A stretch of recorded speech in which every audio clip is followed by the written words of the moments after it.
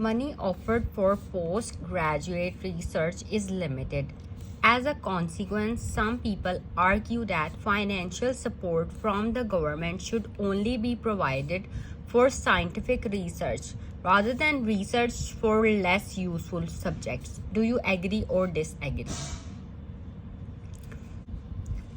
I have underlined this word, postgraduate research. Post graduate जो है वो एक्चुअली एक एडवांस्ड डिग्री है. You can also use this word in your essay as this is a topic related vocabulary word. और post graduate में doctorate, masters और you can say PhD, post grad, you can use these words. Post graduate जो है वो advanced मतलब high level की जो degree होती है, doctorate degree, masters degree, PhD, और आप ये शॉर्ट करके भी लिख सकते हैं post grad. First look at the introduction. With limited public funding. अब ऐसे प्रॉम्प्ट में वर्ड है financial support. For this word we are writing here public funding because financial support from the government. So instead of repeating this word while paraphrasing in introduction, we have written with limited public funding, many countries tend to give priorities to research for hard sciences rather than soft sciences. अब हम यहाँ पे ये भी topic related vocabulary words लिखे हैं. अब जो साइंस से रिलेटेड हैं उसे कहते हैं हार्ड साइंसेस, और जो आर्ट से रिलेटेड सब्जेक्ट्स होते हैं, जैसे कि यहाँ पे एग्जांपल्स आगे बॉडी पैराग्राफ्स में. अब ये देखिए, ये कंप्यूटर टेक्नोलॉजी, कंप्यूटर से रिलेटेड फिजिक्स, केमिस्ट्री, मैथमेटिक्स, ये जो सब हैं ये हैं hard sciences. But philosophy and literature, history and geography, इस तरह के जो सब्जेक्ट्स हैं वो है सॉफ्ट साइंसेस. ठीक है, तो अगर आप ये फिलॉसफी और लिटरेचर के बारे में अगर बात कर रहे हो, या हिस्ट्री एंड जियोग्राफी और इस तरह के जो दूसरे सब्जेक्ट्स हैं, उनके लिए मतलब आर्ट्स के जो सब्जेक्ट्स हैं उनके लिए आप सॉफ्ट साइंसेस यूज़ कर सकते हैं. And for physics, chemistry, mathematics, computer, इसके लिए आप हार्ड साइंसेस वर्ड यूज़ कर सकते हैं. ठीक है, और financial support from the government है इसमें, तो इसके लिए इस वर्ड को ही रिपीट करने से बेहतर है कि आप डिफरेंट वर्ड्स यूज़ कर लें, जैसे पब्लिक फंडिंग, गवर्नमेंट फंडिंग.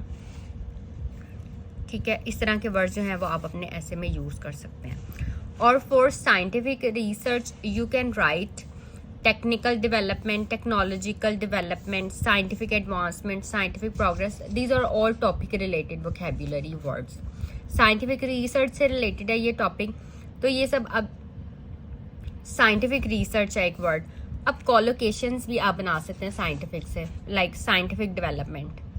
ठीक है, scientific background, these are collocations for this word scientific. Science backgrounds, अब ये साइंटिफिक प्रोग्रेस, साइंटिफिक एडवांसमेंट्स, ये सब कॉलोकेशंस भी हैं for scientific. And these are this is collocation for technical development. Okay, and technological development, technological achievements, computer technology, advancement of scientific theories, scientific subjects, qualification for scientific, and like the scientific research. So you can use these topic related vocabulary words in your essay. And less useful subjects जो हैं इसमें कहा गया arts को, लेकिन less useful. अब आगे जो मेरा ओपिनियन है इसमें कि ये लेस यूज़फुल नहीं है. आर्ट्स के सब्जेक्ट्स भी इक्वली इम्पॉर्टेंट हैं एज साइंस सब्जेक्ट्स. ठीक, इसमें ये कहा गया ना कि कुछ लोग सोचते हैं कि लेस यूज़फुल है. साइंस सब्जेक्ट्स जो हैं वो ज़्यादा यूज़फुल हैं. फॉर लेस यूज़फुल सब्जेक्ट्स यहाँ पे जो यूज़ वो इन सब्जेक्ट्स को कहा गया है, हिस्ट्री एंड जियोग्राफी को और फिलॉसफी एंड लिटरेचर को. और इन्हें नॉन साइंटिफिक, जो इस सब्जेक्ट्स पे रिसर्च होती है ना, उसको नॉन साइंटिफिक रिसर्च कहते हैं.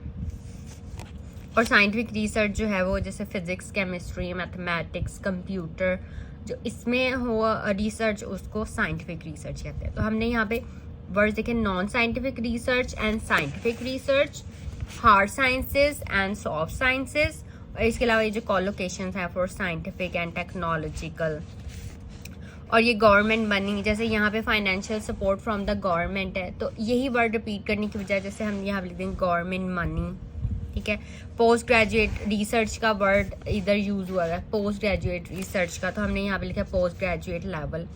इसी तरह से मतलब वो वर्ड्स को देख के जो ऐसे प्रॉम्प्ट में है उससे हम जो है वो कॉलोकेशंस और different topic related vocabulary words जो है वो यूज़ करके तो अपना एक अच्छा सा ऐसे लिख लेते हैं। और यही वर्ड्स जो है ये आप अपने स्पीकिंग सेक्शन में भी यूज़ कर सकते हैं। अगर आपको पोस्ट ग्रेजुएट रिसर्च या साइंटिफिक रिसर्च से रिलेटेड कोई स्पीकिंग में अगर आपसे क्वेश्चन पूछ लेते हैं एग्जामिनर, टॉपिक रिलेटेड वोकैबुलरी बहुत ज़्यादा इंपॉर्टेंट है, ये आपके जहन में होनी चाहिए कि अगर आपसे कोई, क्योंकि टाइम तो शॉर्ट होता है स्पीकिंग में भी, और मतलब स्पीकिंग में एग्जामिनर ने आपसे क्वेश्चन पूछा और आपने उसका फ़ौरन आंसर करना होता है, ठीक है। तो जो वर्ड अगर आपकी प्रैक्टिस होगी तो आपके जहन में वर्ड्स फ़ौरन क्लिक करेंगे और आप फ़ौरन से आंसर दे देंगे।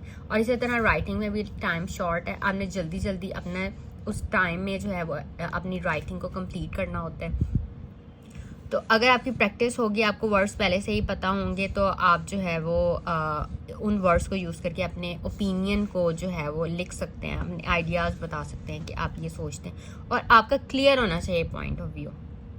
Okay, so read this essay and then write this essay in your own words. So that's all for this video. If you have any questions, you can ask me in comment.